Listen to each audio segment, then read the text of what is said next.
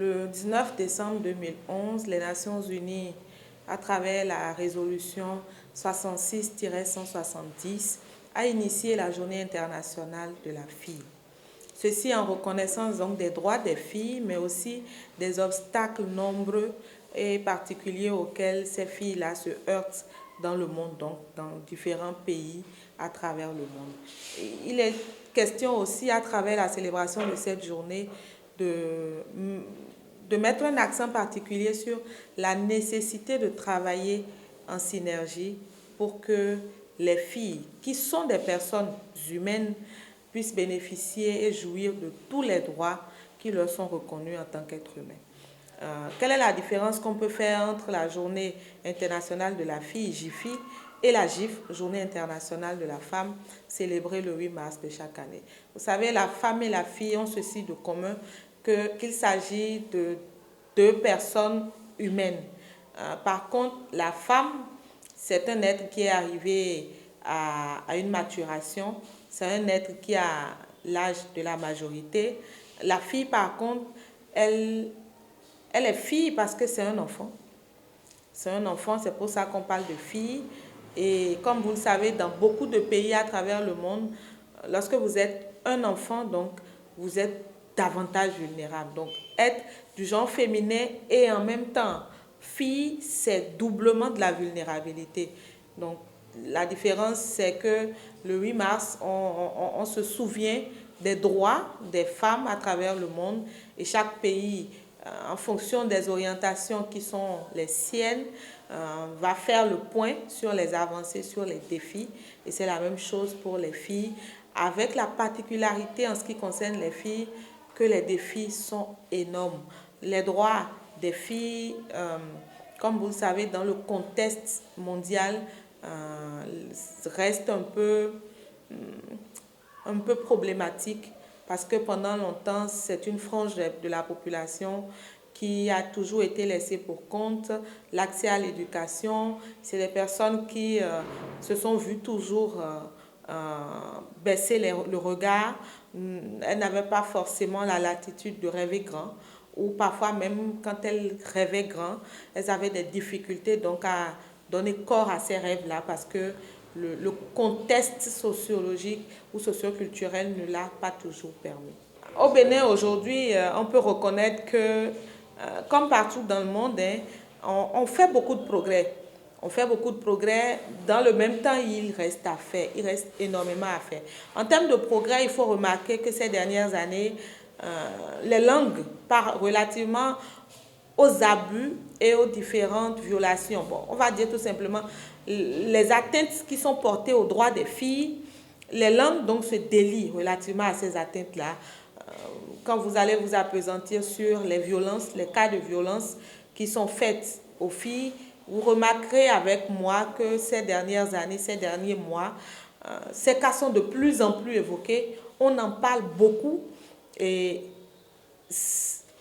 plutôt que de continuer de gérer ces cas à l'amiable, les langues ont commencé par se délier, comme je le disais, et beaucoup de ces cas sont de plus en plus dévoilés, mis au jour, au grand jour et portés devant les juridictions. Ensuite, une avancée qu'on peut noter, c'est que on a aujourd'hui, comme vous le savez, pendant longtemps, l'Institut qui s'occupait des questions relatives aux droits des femmes avait été en veilleuse pendant un bon moment. Et ces derniers mois, cette institution a été revue un peu dans sa structuration, dans sa forme et même quant à ses prérogatives. Donc aujourd'hui, nous avons la nouvelle formule, l'Institut national de la femme, INF, dont on a connu récemment les responsables, les deux grandes responsables. Je veux nommer Madame Claudine Prudencio et Maître Huguette Bokpeng-Yankadia, respectivement, au poste de présidente du conseil d'administration, mais aussi au poste de secrétaire général. Donc, voilà autant d'avancées. On peut faire aussi un clin d'œil au ministère des Affaires sociales et de la microfinance qui, il faut le reconnaître, depuis quelques années, renforce ses actions. Bien sûr, c'est à saluer, mais encore une fois, il y a énormément de défis. Ce serait ingrat de notre part de ne pas donner une mention spéciale à toutes ces organisations, y compris la nôtre, Human Rights Priority, HRPONG, qui s'investissent au jour le jour à la diffusion des droits humains, notamment des droits des filles, mais aussi apporter assistance à cette couche-là vulnérable, à les éduquer à leurs droits, à leur donner les leviers dont elles ont besoin pour pouvoir grandir sereinement, pour s'auto-protéger, pour identifier une violation ou une atteinte portée à leurs droits et pouvoir prendre action. Donc aujourd'hui au Bénin, pour résumer, on peut dire que nous avançons lentement mais sûrement vers la réalisation des droits des filles, des enfants, plus spécifiquement des filles. Passe donc à tous ces obstacles qui, malgré toutes les actions qui sont menées depuis des années, ont la peau dure et empêchent l'effectivité réelle des droits des filles dans notre pays. Eh bien, il va falloir simplement que chaque acteur puisse davantage repenser ses stratégies. Ça, c'est la première chose.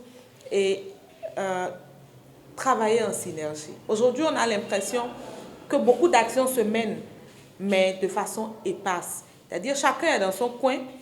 Je ne sais pas si c'est pour se donner le lead, mais on a besoin aujourd'hui d'aller en synergie, d'aller vraiment en synergie si on veut faire infléchir un certain nombre de choses. Et après, on doit pouvoir aussi, je pense, continuer d'impliquer les hommes et les jeunes garçons. On ne peut pas faire avancer les droits des filles en mettant les jeunes garçons de côté. Ce n'est pas possible. Parce que dans une société, nous avons des hommes, nous avons des femmes, nous avons des garçons, nous avons des filles. Et généralement, c'est en tandem donc que nous devons pouvoir avancer.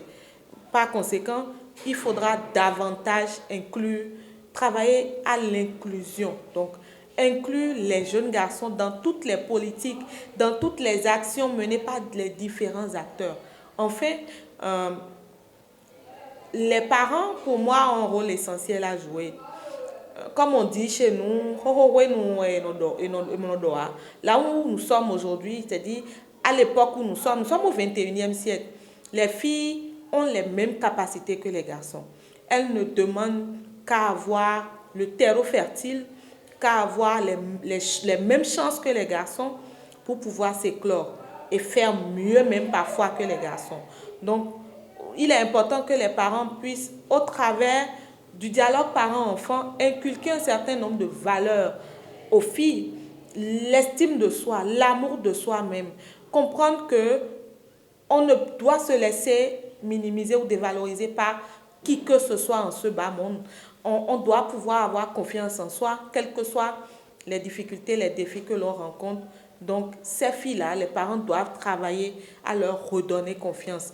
Et aussi, à faire en sorte que l'éducation qui est donnée à la maison puisse agir dans le sens d'amener les jeunes garçons à comprendre que les filles, ce sont des êtres humains au même titre qu'eux. Et donc, ils ont intérêt à les voir de cet œil-là, plutôt que de continuer à valoriser un certain nombre de propos, un certain nombre de comportements qui sont néfastes et donc qui vont stigmatiser ces filles-là. Exemple, comme vous le savez chez nous, on va dire au petit garçon, même s'il a 1 an, on va lui dire que c'est lui l'homme de la maison et qu'il doit veiller sur ses sœurs.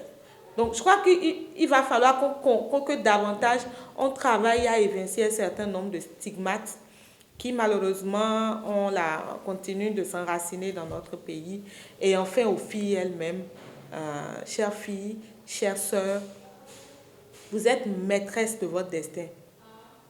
Dans le respect donc de l'autorité parentale, donc de vos parents, pères et mères, mais aussi des personnes adultes qui vous entourent, vous avez la responsabilité plus que jamais de prendre conscience du pouvoir qui est le vôtre, des capacités qui sont les vôtres. Vous devez rêver grand, rêver incommensurablement grand. Et après, le tout ne suffit pas de rêver. Il faut rêver, mais après, il faut se donner les moyens de réaliser ses rêves. C'est ce à quoi je vous convie en cette journée internationale de la fille, édition 2021. Prime News TV Bénin.